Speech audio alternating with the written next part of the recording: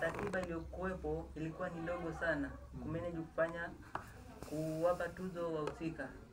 Kwa hiyo moja kwa moja naona kwamba ratiba ilikuwa imebana sana. Ina maana hichi kitu walipaswa kufanya kabla ya mashindano kuanza, ina maana ligi kuu kuanza, ili kila mtu akae kwenye position yake akijua kwamba yeye ana tuzo fulani.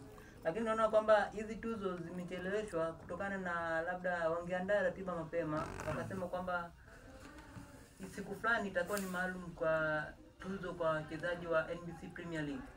Kutokana na hicho kitu na kwamba wanakuja ukifanya mbeleni, ina maana muda bado uruhusu, na tunapoelekea ratiba itazidi kubana. Kuna vitu vingi. Kwa hiyo mimi naona binafsi kama mimi naona wamefeli sana kupeleka tuzo mbele. Wangelifanya tu mapema likaisha. Tuje kwa Denisi. Denisi, ni sababu zipi TFF wanashindwa kutoa tuzo mapema? Kwanza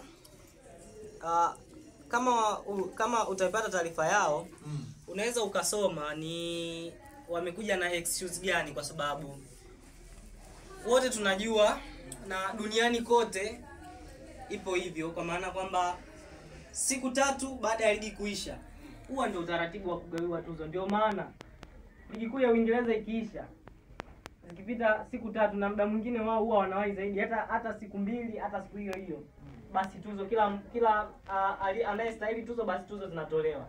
Ukienda Spain hivyo, Ufaransa hivyo. Lakini imekuwa ni tofauti kwenye ligi yetu, kwa sababu tumekuwa tukiona ikijitokeza mara kwa mara kwamba ligi inaisha, mnakaa wiki kadhaa ndio tuzo zinatolewa. Ligi inaisha, mnakaa muda fulani tuzo zinatolewa. Kitu ambacho kwangu mimi ni uzembe, na ni uzembe mkubwa, kwa sababu una TFF ambayo ina watu makini na una bodi ya ligi ambayo ina watu pia. Kwa nini msimu mzima wao wasifanye analysis? Ligi inapofika mwisho tu, aidha siku 1-2, watoe tuzo kama wanavyofanya wenzetu. Imekuwa ni changamoto. Kwa hiyo unaweza ukaona labda hawana hao watu wa kusema kwamba waanze kufanya analysis mapema wakati ligi inaendelea, waendelee kukusanya takwimu na kuendelea kuobserve kila kinachohitajika. Lakini umeona hicho kitu kimekuwa kifanyiki. Kwa hiyo aidha hawana hao watu au watu wapo, lakini ni uzembe ambao umeendelea kufanyika. Kwa hiyo kuzifanya tuzo mwezi wa 11 au 12 sio kitu cha kujivunia kwa TFF. Ni kwanza ni wamedisappoint kwa kiasi kikubwa sana. Wametudisappoint wadau na mashabiki wa soka hapa nchini, kwa sababu vipi kama msimu umeisha, mchezaji labda tayari ashatoka, yuko mbali, hata kama tunasema zawadi yake mtampelekea, lakini kuna ile moment ambayo mtu anatakiwa akipokee kitu chake pale kinapokuwa kinatolewa.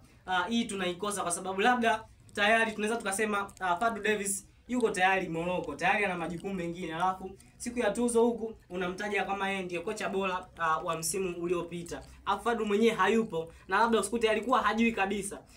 Yani hii kitu unaweza ukaielezea kwa namna gani? Kwa hiyo ni miongoni mwa vitu ambavyo TFF na pamoja na bodi ya ligi wote kwa pamoja wanapaswa kulaumiwa, na wanapaswa kulaumiwa kwa kiasi kikubwa sana, kwa sababu ni uzembe umefanyika. Kwa sababu ukiangalia ligi imeisha, baada ya ligi kuisha ile wiki ya kwanza kulikuwa kuna nini kinaendelea, unaweza ukaona kulikuwa kuna empty. Lakini pia tuzo huwa sio, hata kama kulikuwa kuna labda international break, tuzo zinaweza zikafanyika, lakini TFF wao wamedelay. Kwa hiyo sababu kubwa sijajua sababu watakazozitoa wao, lakini mimi sioni sababu ya msingi ya kuahirishwa kwa tuzo kuletwa mpaka huko, kwa sababu tayari msimu mzima unakaribia, unaanza labda mwezi wa 8 mpaka mwezi wa 5, una miezi zaidi ya 7.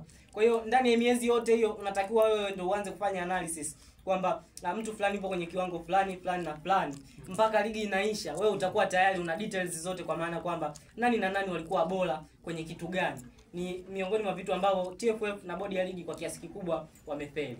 Tumpitishe msikilizaji kwenye kile ambacho TFF wamekitoa. Patrick. Kwanza naomba ninukuu taarifa hii kutoka